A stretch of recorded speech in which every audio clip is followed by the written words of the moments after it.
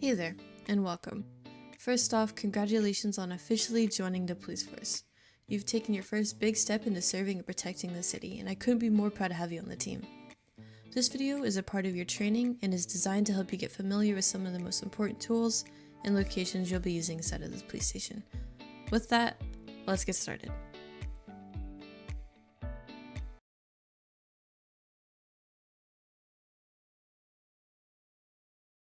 Alright, so for the first step of your training, we're going to get you on duty and clocked in. So flex your J, click the 2 check marks and a dot, go to whitelisted job under law enforcement, select your job, and go on duty. So with that, you can open any door inside of this building. Now, let's get you clocked in. Go to clock in and clock out in the emails, click the pinned, and then select which department you're trying to clock into. For me, I'm in the police department, so I'm going to click police department.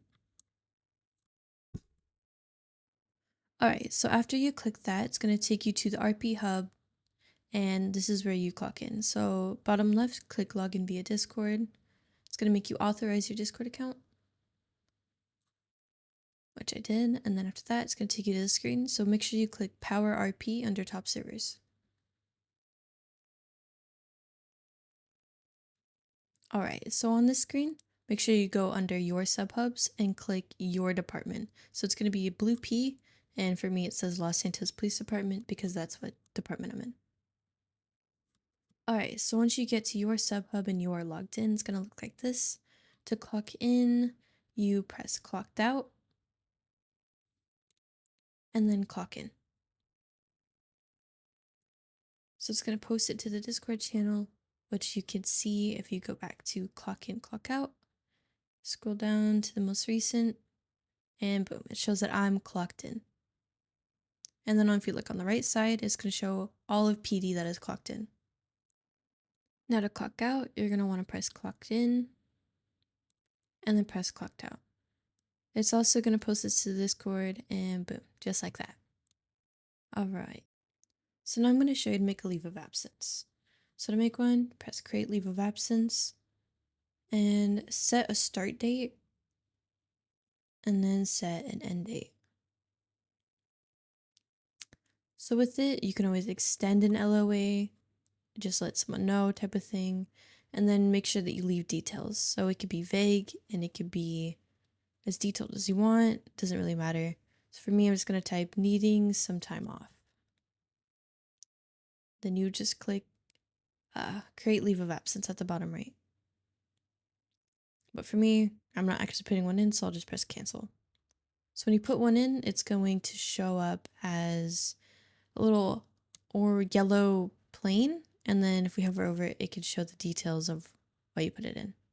Now, you always put one in if you ever feel like you're not going to meet the time requirement, or you just need some time away. This way you won't get, hurt for taking that time away. Now that you're fully clocked in, let's get your uniform ready. So go to the locker room. This is our own personal clothing store. Make sure you have $600 cash on you. And to open it up, open your build and select clothing store. Go to the right, click buy clothing.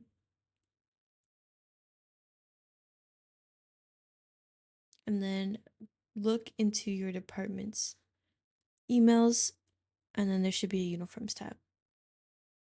Each rank has their own specific uniform, so make sure you're following them closely. Just follow the left numbers and the right numbers. It's very important to make sure you're following each number. That way you're fully ready and fully suited up to patrol out there. Now, with your new uniform on, let's make sure you have all the equipment that you need. So now we're going to go to the Armory, which is right here. And you're going to third eye this table right here. It's going to say restock. When you restock, make sure you have your taser, handcuffs, radio, PD Glock, MP5, heavy armor, ammo, flashlight, nightstick, and IFAKs. Once you verify that you have all of that in your inventory, you're going to come back here and flex C on this wall. You're going to see that you have this body cam and this dash cam. They're not needed, so you can drop them. The only body cam that you need is going to be at the very bottom. When you hover over, it's going to say serial number SWAT. I typically carry around 4 of them because they're useful. That way you don't have to constantly restock those. To use them, you hover over, right click use.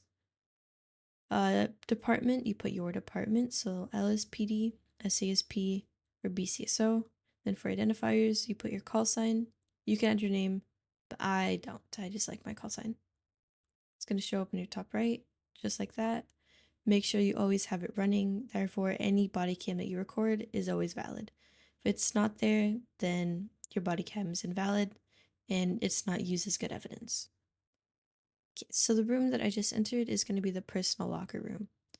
In this room, we have 2 lockers, this one and that one. That one's bigger than this one, but this one you can scroll with. So this is where you're going to put all of your PD equipment when you go off duty. And to open them, you're going to have to flex your pockets, either F2 or tab. You are to never have your PD equipment on you when you are off duty. So the difference between being off duty and deselecting your job is off duty is you're just not receiving calls, but you're still active duty. While deselecting your law enforcement job completely set you to the civilian rank. Now that you know how to change into uniform, get all your equipment, and where to place it when you're off duty, I will now show you the evidence room.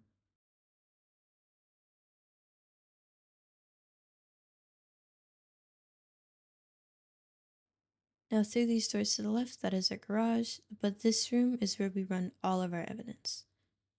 So at this desk is where we run everything from bullets to blood. So for you, I'm going to collect some bullets for you. Now after I shot some bullets, I'm going to collect the evidence. So take out your flashlight. To use it, you just aim like you're aiming a weapon, and you're going to see these blue arrows. So it's going to show up from where the shooter was shooting from, not where the shots are going. So to collect it, just flex E. You see how I distorted it at the top right? To fix that, flex your J, go off duty, go back on duty, and try it again. See how it distorted again? So I'm going to deselect my job and reselect my job. Go back off duty, back on duty. Try it again. It distorted again, so if that's ever the case, you're going to have to fly out and fly back in.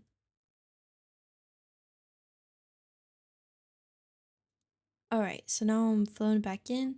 I'm going to try to shoot some more, collect some more evidence, and see if it works this time. Same way before, take out my flashlight, aim it like a gun, and I'm going to see the blue arrows. I'll try to collect it. See how it says you collected 1 out of 10? So 10 is the maximum of casings you can carry. It's never going to show up physically in your pockets, so don't try to put evidence in an evidence locker.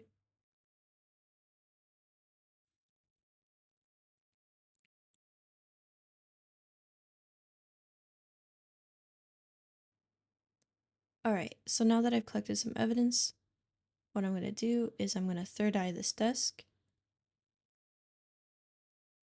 and analyze evidence. Wait for the evidence to fully analyze.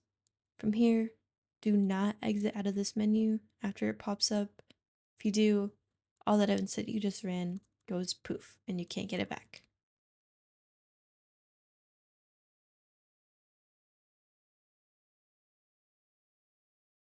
Alright, so do not exit out of this. This is where it shows your evidence numbers.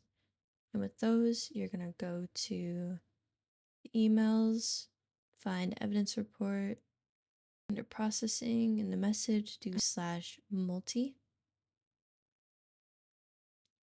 For evidence 1, you're going to put in the top number, so 39747. And then for evidence 2, you're going to put the very bottom number.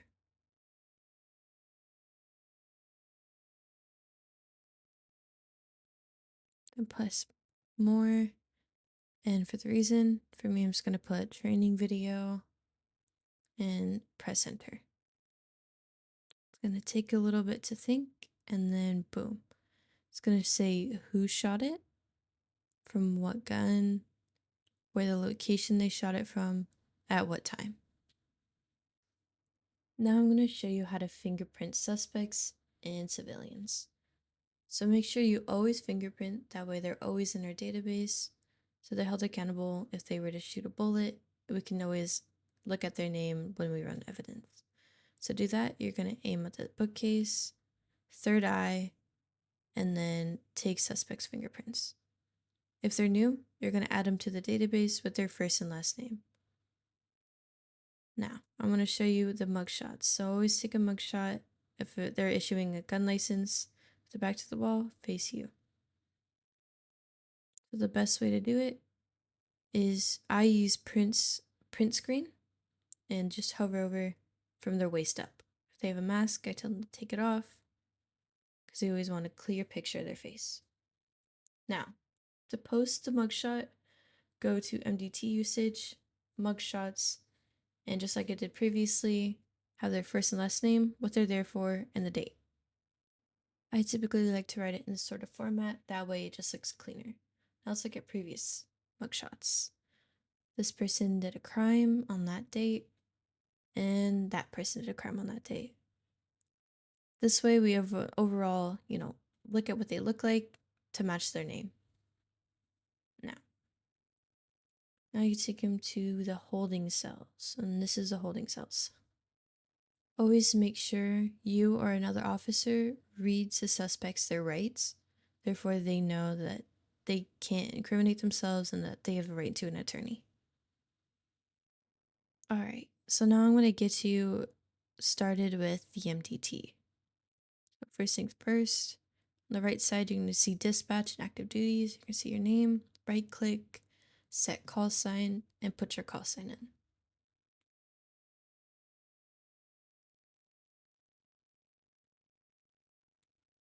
Right, now the left side, profiles. You use profiles to look up any civilians, any officers. It's always going to show up with their information, whether they have their licenses, what vehicles under their name, what their citizen ID is, what their name is, their date of birth, phone number, where they work, where they live, if they have any convictions, and if they have any incidents.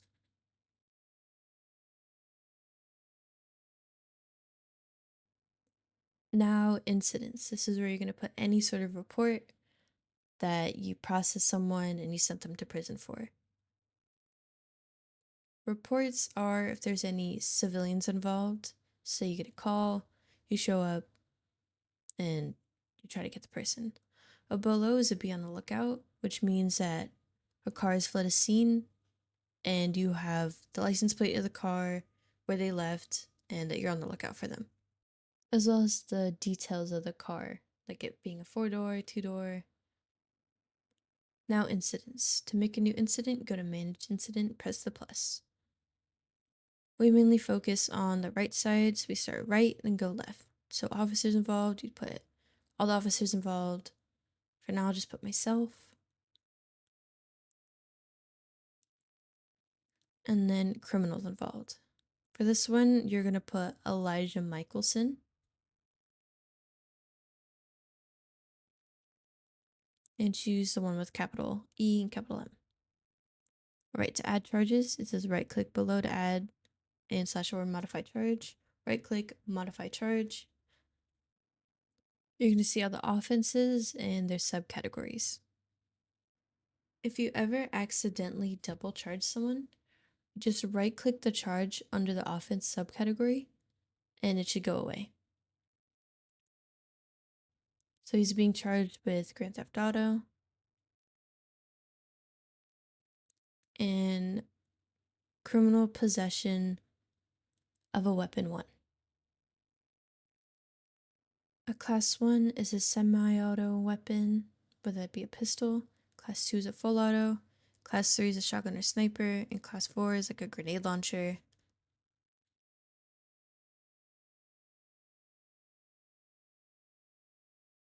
Alright, now that you added the charges, you'll see the fine. That we never change, so just copy and paste what's up there to the normal fine.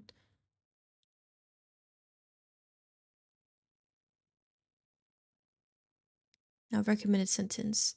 This we can reduce, but we can't add to it. And the max number we can go to is 360. We can't go past 360. The only people that can are judges, high command, and FBI. Here, I'll just reduce the 30% just so you know what it looks like.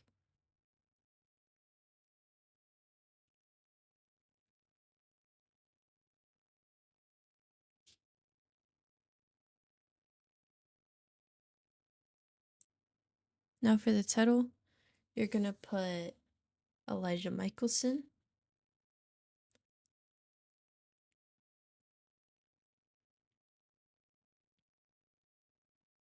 A line cadet test. Then for charges, you'll put what he's charged with. So GTA, and I abbreviate everything. So Crim, POS, Class 1. And the date. This is how it should look. You don't obviously put cadet test if you're normally processing people, but for this sake, you will. Then for the summary. You caught him trying to steal a police vehicle outside of MRPD. When you got him, however details you want to put into that, you searched his pockets and you found a Glock in his pockets. So I'm just quickly typing out a summary. I recommend you don't copy and paste what I have. Just put whatever details you need. Just make it detailed, but not too detailed, and not lacking any detail at all. Then go down to weapons/items confiscated. This is where you're going to put any items, whether it be a gun, zip ties, marked money, or drugs. You always put it here. Then just repaste that fine and what you actually sentence them to under sentence.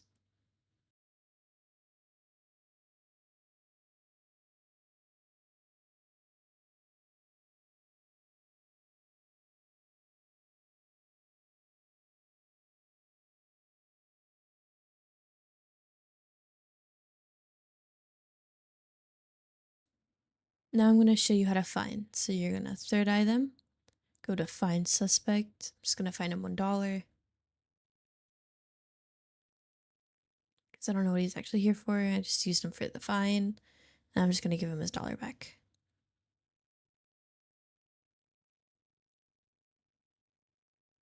So that's how you find. Third eye, fine. Always do that before you make your summary because the longer they're in the cells for, the shorter their time is. Now, to jail someone, you third eye, copy player identifiers. I'm just running away. Then you can do paste it anywhere, but we do /me, paste it, and then you're going to use their lucky numbers on the very right. So their server ID is their lucky numbers. We don't use that term though. And then to jail, you do think/jail, space, their lucky numbers, and how long you sentence them for. Make sure to never send them handcuffs, so unhandcuff them, but before you do so, make sure you pull their firing pin so that they can't hurt you right away. Now, all the items that you've confiscated from the suspect is going to be placed in the evidence locker right here. So to open it, flex E, then you need a locker number. To get that locker number, you open up your MDT. Make sure you save your report so you can get your report ID.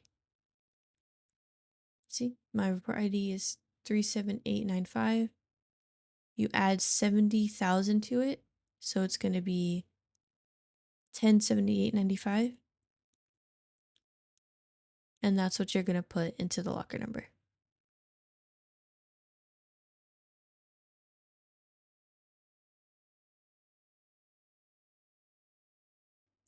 Now that you're in the locker, slide over the confiscated items. If it's a weapon, hover over it so we can see the serial number and take a screenshot. The screenshot, go to evidence lockers. You're going to put their information, so their first and last name, what they're charged with,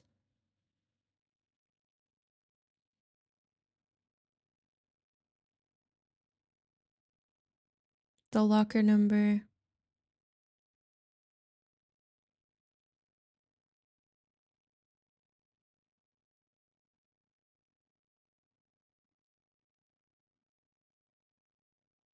and I want to put no return because it's a no return item. But you can know if it's no return, I will show you.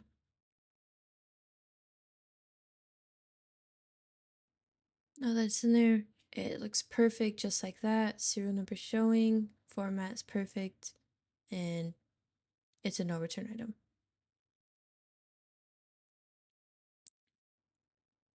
Always make sure that you do put the locker number in your report.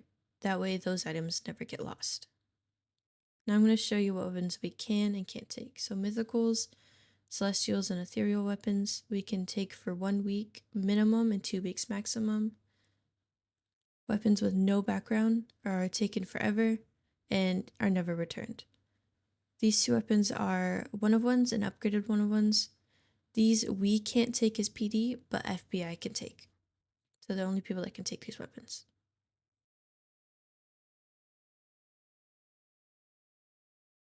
Now, the last part of your Part A training is impounding a vehicle. So let me just pull out my car. All right, so to impound a vehicle, you're going to Third Eye, impound vehicle. Never send it to Polito. We never send impound cars to Polito. We only send it to Los Santos impound. And that postal is going to be 832, where those like hook things are. That's exactly where the impound is. But for me, I'm just going to send it to our impound, which is going to be on the backside of our department, right where that hook is.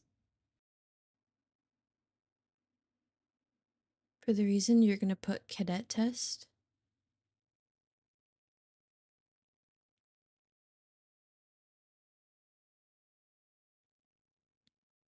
Put retrievable by owner. I'm going to put immediately, but the max we can put is 7 days.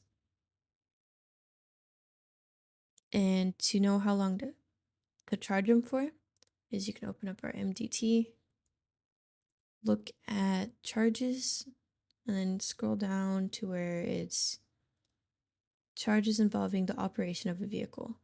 Here, you'll see the fine, and that's typically what I do.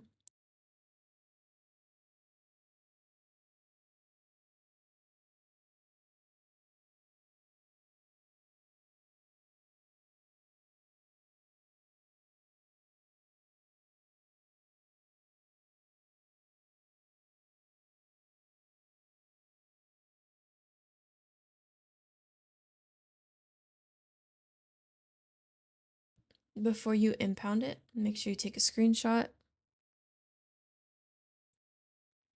And you're going to put this in vehicle impound.